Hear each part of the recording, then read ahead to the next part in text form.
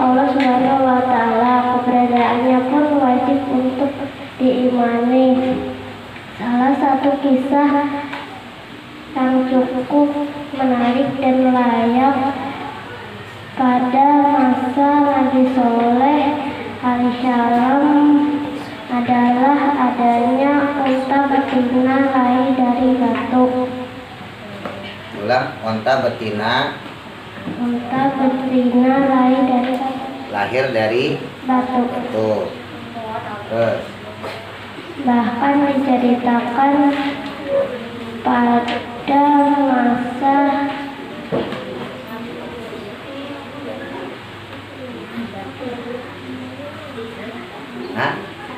Ya udah diulang, salah-salah. Bahkan diceritakan nama Soleh alaihissalam merupakan nama pertama Nabi yang digunakan pada umat Islam. Terus? Nabi Soleh berada di kaum Tasyamun. Mereka mendiami daerah wilayah Suria dan Yaman. Atau misalnya Nabila nih lagi main batu mais, lempar-lemparan batu, atau dari batunya keluar kontak, gitu. Gimana?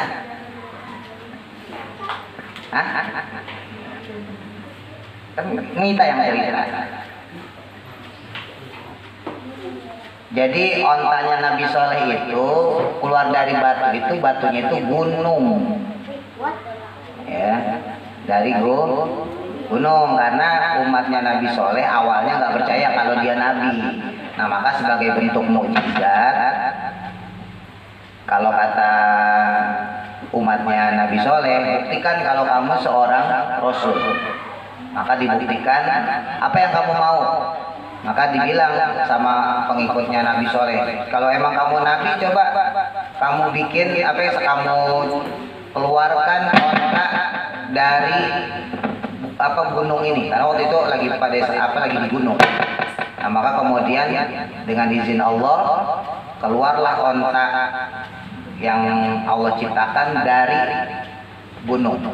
Jadi tidak ada, di gunung itu ada goa, ya, ada goa, tiba-tiba dia keluar. Padahal itu goanya nggak ada isi apa-apaan. Dan goa Arab itu beda sama goa Indonesia, ya. Kalau kalian nonton misalnya Jejak Petualang gitu-gitu ya, nah, film-film yang gunung-gunung itu kan, kalau Indonesia goanya bisa masuk ke dalam-dalam kan, ya nggak? Bahkan ada yang kalau kalian pernah ke Pamijahan tuh, ziarah di sana. Nah itu goanya sampai dalam, bahkan udah kayak ruangan dikasih lampu, saking gedenya goa. Nah kalau di Arab itu goanya nggak begitu. Di Arab itu goanya itu cuma begini doang udah. Jadi kalau kayak goa Hiro, goanya Nabi itu, kalau kalian dikira oh jangan-jangan kayak goanya Mak Lampir gitu. Enggak. Jadi goanya cuma dia bundaran gini aja. Jadi kalau kita masuk nih, ya, ini ada lubang gitu ya, di gunung, ini ada lubang, udah cuma masuk begini doang. Nah itu goa. Jadi nggak bisa jalan sampai dalam, nggak kayak goa Indonesia. Paham ya? Jadi biar tahu dulu goanya Arab sama goanya Indonesia itu beda. Makanya ketika Nabi Muhammad hijrah ke Madinah, kan Nabi Muhammad sempat ngumpet ya. Nabi Muhammad sempat ngumpet di sebuah gua, ya kan, supaya nggak ketahuan sama orang kafir, ya kan.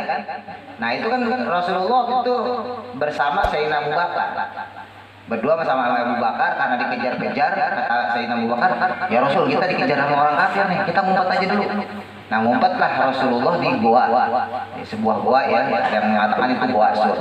Nah itu di situ sahabat Abu Bakar As-Siddiq dalam hadis mengatakan, andai kata kaki saya menjulur keluar, maka niscaya orang-orang kafir akan tahu saya bersama Nabi di dalam gua. Karena emang gua itu kan begini doang. Jadi Sayyidina Abu Bakar itu duduknya begini, saking kecilnya tuh gua.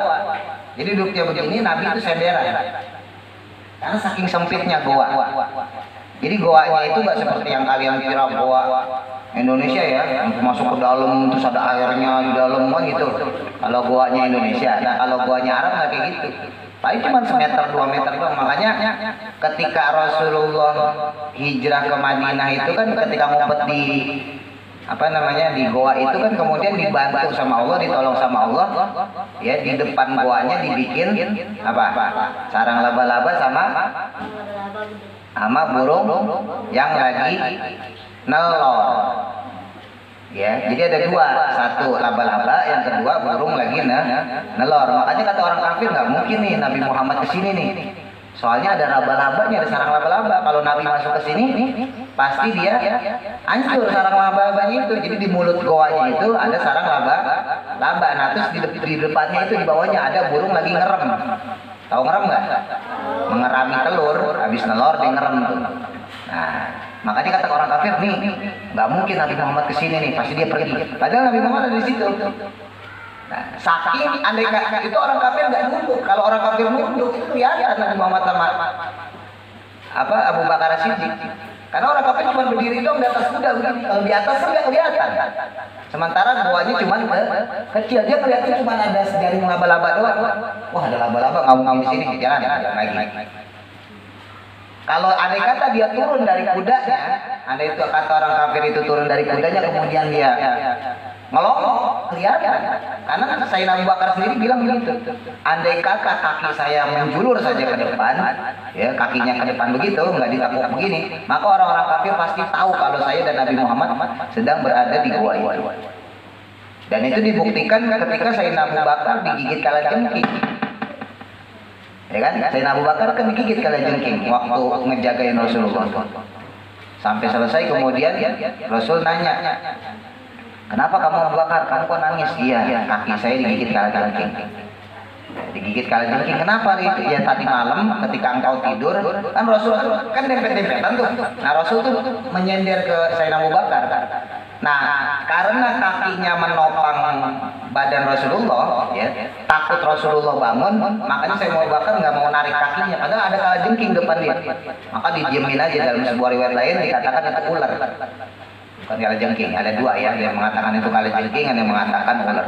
Akhirnya digigitlah kakinya Sayyidina Abu Bakar As-Siddiq.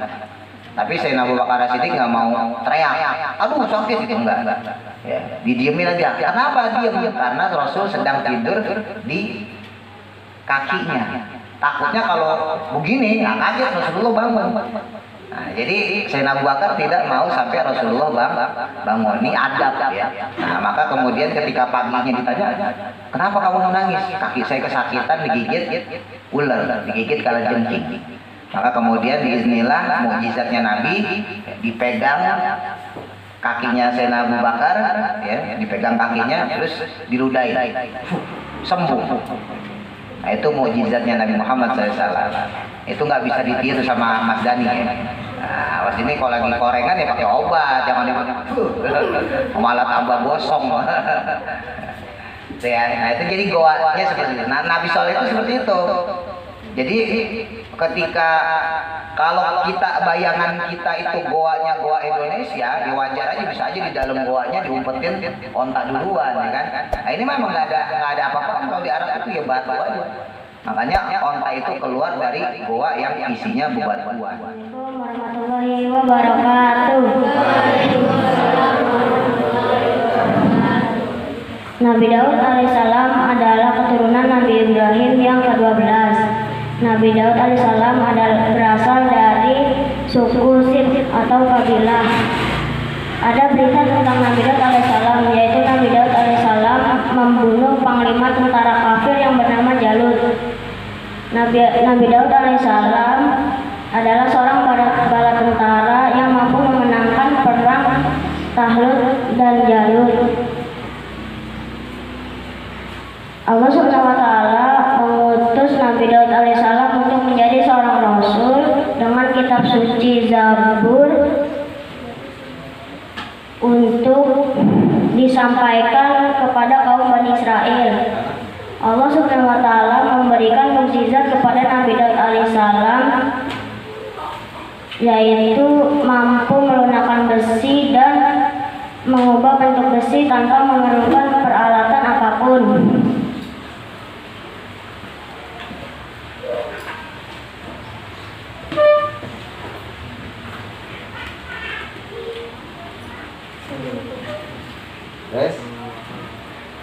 Nabi Daud alaihissalam memiliki suara yang merdu.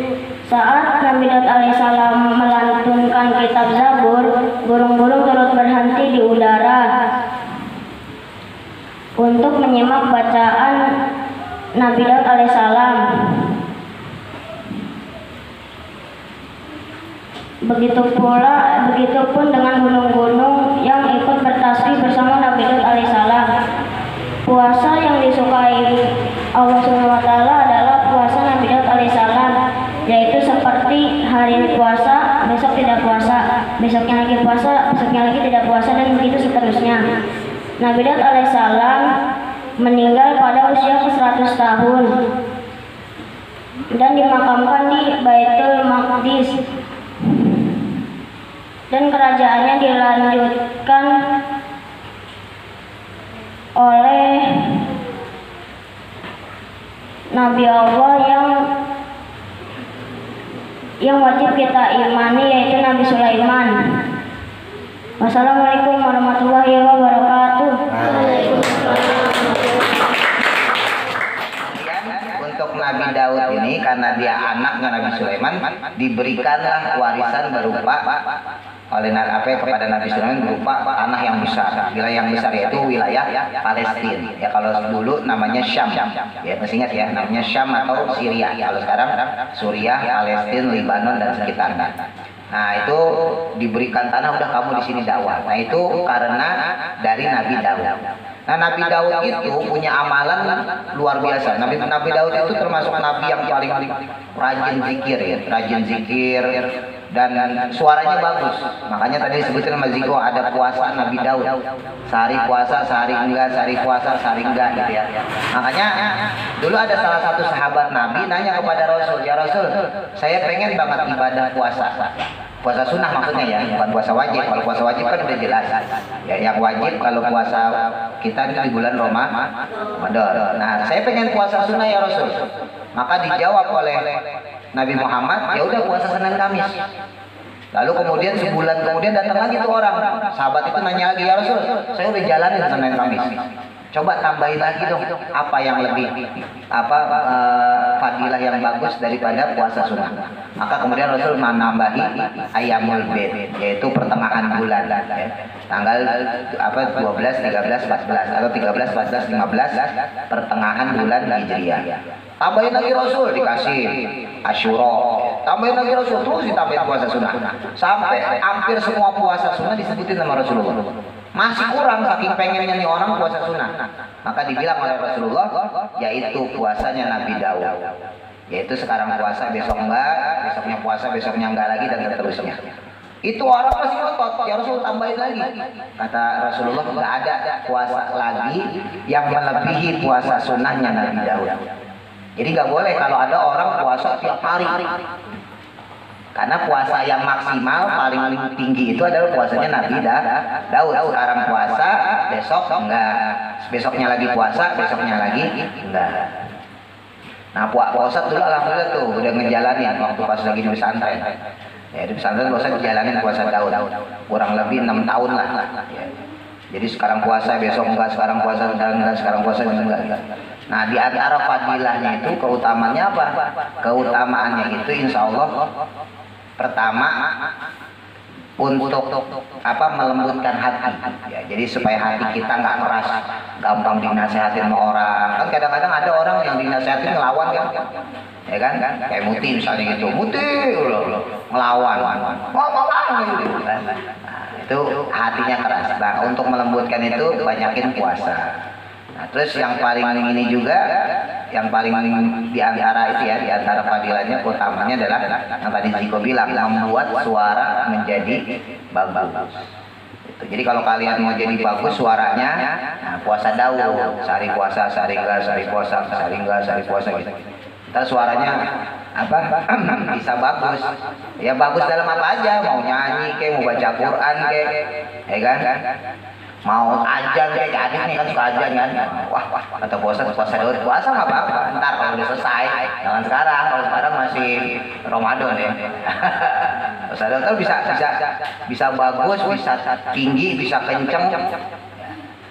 Kan ada orang kadang-kadang kalau puasa itu kalau baca sesuatu kan misalnya dia tinggi gitu ya, ajan kayak apa, kadang-kadang kan nggak kuat kan. Nah itu kalau Nabi Daud enggak, Nabi Daud tuh bisa tinggi melengking. Bahkan saking enaknya suaranya, Nabi Daud kan punya kitabnya apa? Zabur. Itu Nabi Daud kalau lagi baca kitab Zabur, ya, ketika beliau baca, ya, bacanya sama kayak bahasa kita gitu, cuman bahasanya dulu Ibrani. Ibrani itu selain Arab.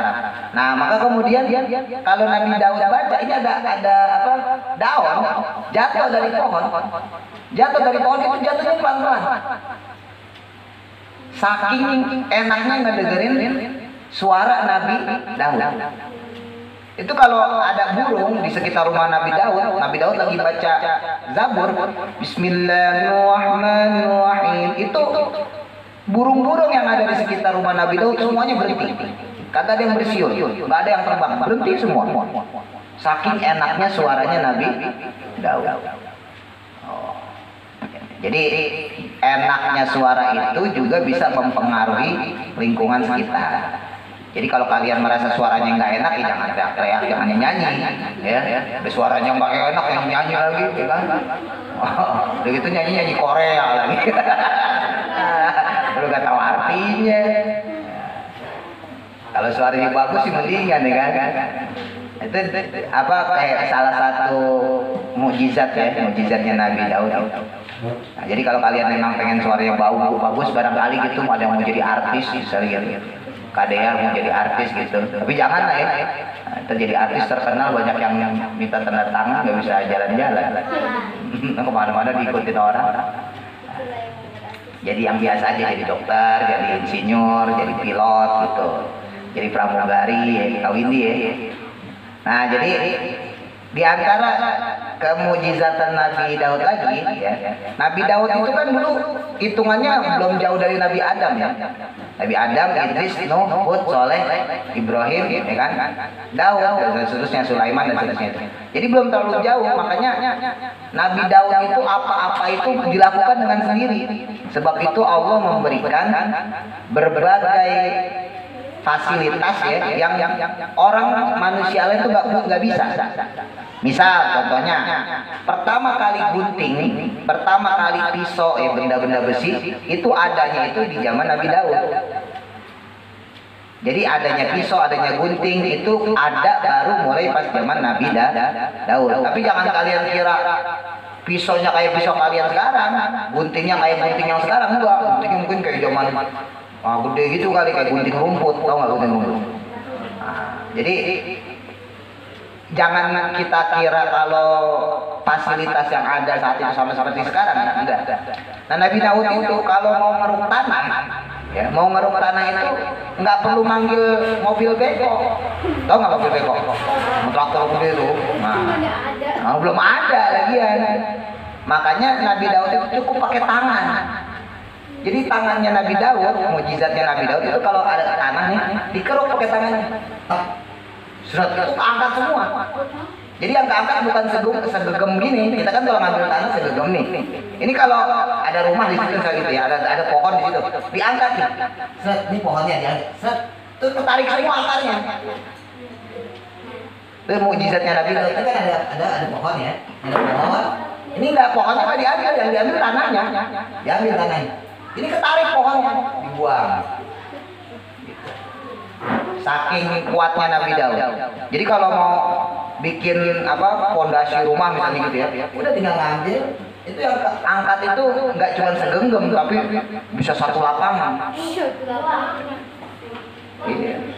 Itu salah satu mukjizatnya Nabi Daud. Karena saat itu kan belum ada kayak kita sekarang, belum ada truk, belum ada mobil beko. Mau nyari di mana mobil bekonya? Ya kan? Nah, itu salah satu mukjizatnya Nabi Daud. Nah, itu juga berkat apa? Berkat puasa Nabi Daud. Assalamualaikum warahmatullahi wabarakatuh. Waalaikumsalam warahmatullahi wabarakatuh. Saya akan menceritakan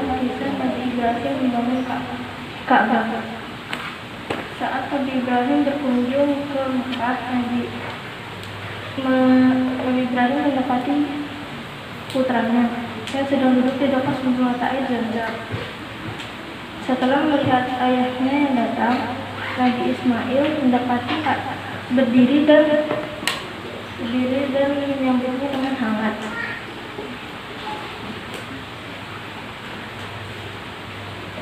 Lalu Nabi Ibrahim berkata, Wahai Ismail, sesungguhnya aku diberikan perintah oleh Allah.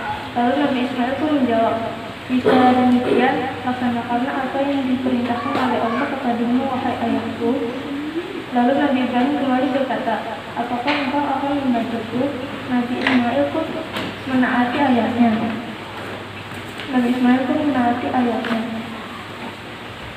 Lalu Nabi Ibrahim dan Ismail mulai memindahkan dan menyusun batu-batu untuk membangun Ka'bah.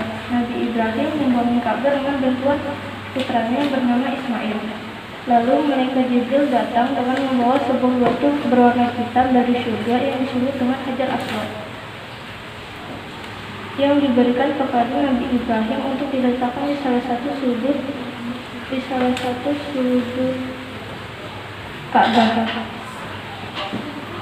Setelah selesai membangun Ka'bah, Nabi Ibrahim dan Nabi Ismail berdiri lalu berdoa, Ya Allah, terimalah dari kami amalan kami.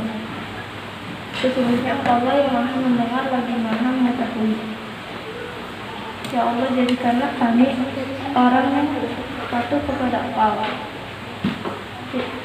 dan menjadikanlah anak cucu kami umat yang tunduk dan patuh kepada Engkau, dan tunjukkanlah kepada kami tempat-tempat dan cara-cara dan tempat-tempat haji, dan terimalah taubat kami. Sesungguhnya Engkau lah yang Maha penerima taubat.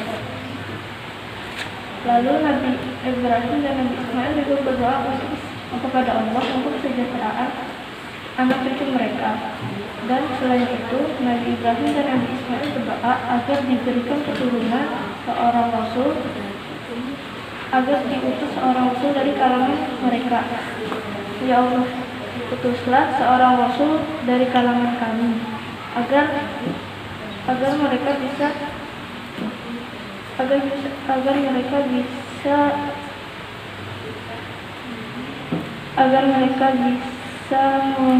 mengajarkan manusia ke jalan yang lurus.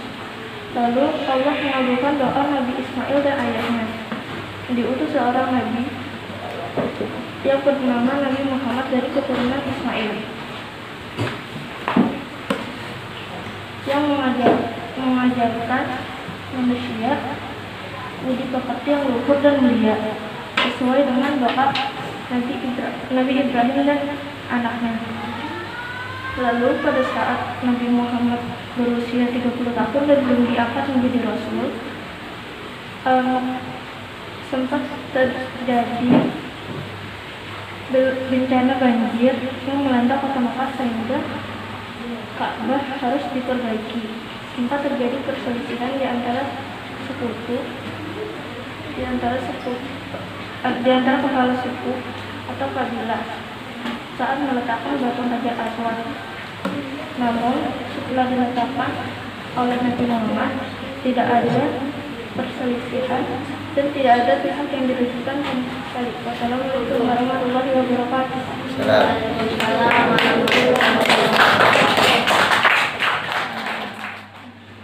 Ya, Nabi Sulaiman itu adalah nabi yang mendirikan Masjidil Aqsa. Nah, jadi di sini ada dua hal yang harus kalian ingat. Yang mendirikan Ka'bah tadi diceritain sama Kanam adalah Nabi Ibrahim, sedangkan yang mendirikan Masjidil Aqsa adalah Nabi Sulaiman. Ya, jadi harus ingat-ingat ya, Masjidil Haram di Mekah, Ka'bah itu yang mendirikan adalah Nabi Ibrahim.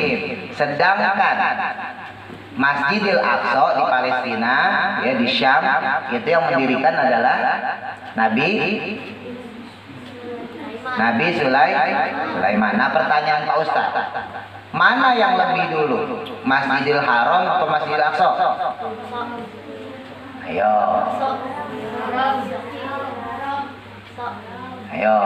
Masjidil Aqsa apa Masjidil Haram? Coba dilihat tadi, Yang mendirikan Masjidil Haram, Ka'bah siapa? Nabi Ibrahim. Yang mendirikan Masjidil Aqsa, Nabi Sulaiman. Nah sekarang pertanyaannya, lebih dulu mana Masjidil Haram atau Masjidil Aqsa? Ya lihat aja nabinya duluan mana. Nabi Ibrahim dulu apa Nabi Sulaiman dulu? Ayo.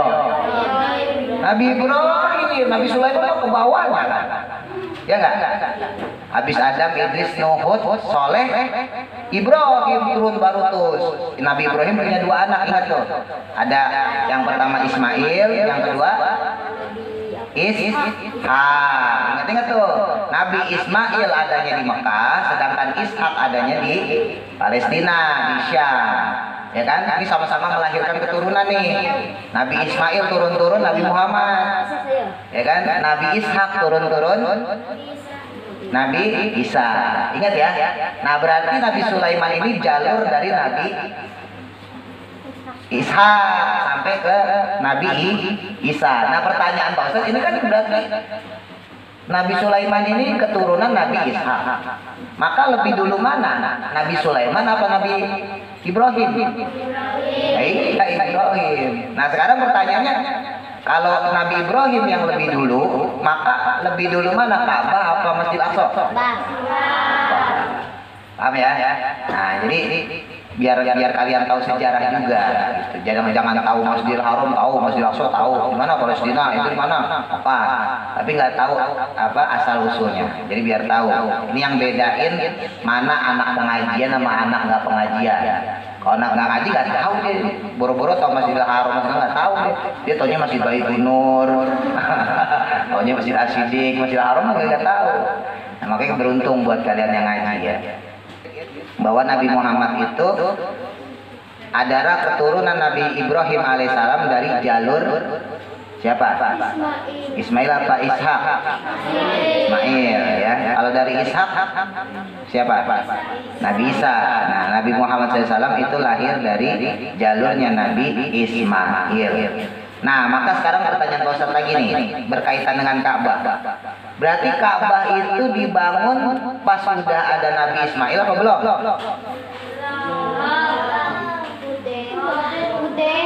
Ayo, anak gimana? Ayo dengerin nggak tadi ceritanya? Udah kan tadi bangunnya bareng banget. Gimana kan apa ya? Udah ada Ismail apa belum? Udah. Ada yang membangun bersama Ismail. Ya. Cuman memang menurut riwayat sejarah dikatakan jadi Ka'bah itu aslinya itu sudah ada. Dari zaman sebelum zaman Nabi Adam, sejak bumi ini diciptakan itu Ka'bah sudah ada pondasinya. Cuman belum berbentuk bangunan. Ya, baru pondasinya doang. Nah, konon sebelum kita nih manusia, ini bumi sudah ada yang huni. Tahu yang huni apa ya? Kalau secara pelajaran sekolah yang huni dinosaurus, ya kan? Tapi kalau secara keagamaan yang huni bumi kita dulu ini sebelum kita manusia itu adalah bangsa jin. Ya, tapi kalau menurut versi sekolahan manusia purba, ya kan, dinosaurus. Nah, tapi kalau menurut agama dulu yang menghuni bumi ini adalah bangsa jin yang kemudian dilaknat oleh Allah, matilah semua itu, maka kemudian diganti oleh Nabi Adam sampai kepada kita. Gitu ya. Nah, itu sebelum itu Ka'bah sudah ada. Cuman dirusak sama mereka. Jadi sama makhluk sebelum manusia itu ada Ka'bah, pondasinya udah ada, bangunannya ada, tapi mereka rusak. Makanya Allah marah, udah matiin aja semua, ganti makhluk yang baru bernama manusia. Dimulai dari Nabi Adam. Paham ya? Nah, ini kan Nabi Adam udah meninggal, ganti lagi Nabi Idris, Hud, ya kan, dan seterusnya sampai kemudian Nabi Ibrahim. Ya kan? Makanya kenapa Nabi Ibrahim jauh-jauh dari Palestina berangkat ke Mekah disuruh bangun Ka'bah. Palestina itu jauh loh, ya, kurang lebih sampai 700 sekian kilo lah. Jadi kalau dari sini bisa ke Surabaya, balik lagi ke Jakarta, balik lagi Surabaya lagi, kurang lebih 4 kali 5 kali baru nyampe. Saking jauhnya Palestina tuh, Syria ya, Sam sampai Ka'bah. Nah, itu ketika Nabi Ismail sudah gede, ini kan Nabi Ismail udah lahir, terus Nabi Ismail gede. Nah, ketika Nabi Ismail udah gede, Nabi Ibrahim disuruh berangkat ke Mekah untuk membangun Ka'bah. Maka dibangunlah Ka'bah oleh Nabi Ibrahim dan Nabi Ismail. Nah, sampai kemudian Nabi Ibrahim ketika berada di atas ya, sekarang apa namanya diletakkan sama Nabi Ismail ya, sebuah apa namanya kayu ya, pohon untuk menjadi pijakan kaki Nabi Ibrahim. Kemudian dia nyeplak. Tahu nggak nyeplak? Ya, meninggalkan jejak ya. Nah, maka jejak itu kemudian diabadikan di Ka'bah. Makanya ada di Ka'bah itu, di samping Ka'bah ada makom Ibrahim. Nah, itu ya, jadi Nabi Ibrahim itu yang membangun Ka'bah. Nah, berarti pertanyaannya lagi, lebih dulu mana Nabi Ibrahim membangun Ka'bah atau Nabi Ibrahim mau menyembelih Ismail? Lebih dulu mana, membangun atau menyembelih? Bangun Ka'bah. Baru tuh nanti habis peristiwa membangun Ka'bah, baru kemudian peristiwa penyembelihan Nabi Ismail, gitu ya. Jadi Nabi Ibrahim itu berangkat ke Mekah itu untuk membangun Ka'bah dulu. Nah, Ka'bah zaman dulu itu, zaman Nabi Ibrahim itu nggak kotak. Kalau sekarang kan kotak, ya kan? Sekarang kotak nih, kayak foto itu kotak. Zaman Nabi Ibrahim dulu persegi panjang ini, jadi nggak kotak. Nah, cuman sebelum zaman Nabi Muhammad, ya, pas zaman Nabi Ibrahim, itu Nabi Ibrahim itu sebetulnya pengen ngebangunnya panjang lagi, karena memang bentuk bangunan aslinya adalah persegi panjang, bukan kubus, bukan kotak. Tapi berhubung saat itu, ya kalau bahasa kita zaman sekarang materialnya habis. Nah, maka kemudian dibikinlah panjangnya ya asal doang. Nah, satu ketika tadi diceritakan Kanaf, banjir gede tuh, banjir besar yang kemudian meruntuhkan sebagian Ka'bah rusak. Jadi Ka'bah itu bukan berarti nggak bisa rusak, ya, bisa rusak juga, orang namanya bangunan, ya kan, bangunannya bisa rusak. Maka kemudian ketika rusak dibenahin sama orang-orang Arab, lalu jadilah kotak lagi. Nah, untuk menandakan bahwa di sampingnya itu masih Ka'bah, maka dibuat seperti tapal kuda. Kalau kalian lihat foto Ka'bah tuh, itu kan ada bentuk, nah, ada kayak bundaran gitu ya, setengah lingkaran, ya enggak? Nah, itu aslinya itu menandakan bahwa itu masih bagian Ka'bah. Makanya orang kalau tawaf itu nggak boleh lewat situ, harus muter harus di belakangnya. Ya, jadi kan ini Ka'bah kotak ya kan. Nah, di atasnya itu ada separuh lingkaran ya. Nah, itu yang disebut dengan multazam. Nah, nanti kalau kalian tawaf, ini tawafnya muter begini. Jadi tidak boleh ngambil jalan pintas lewat yang tapal kuda begini. Muterin motong jalan nggak boleh, karena itu masih bagian Ka'bah. Makanya sholat di dalam itu sama pahalanya seperti sholat di dalam Ka'bah. Mudah-mudahan nanti sampai kalian kesampaian ya.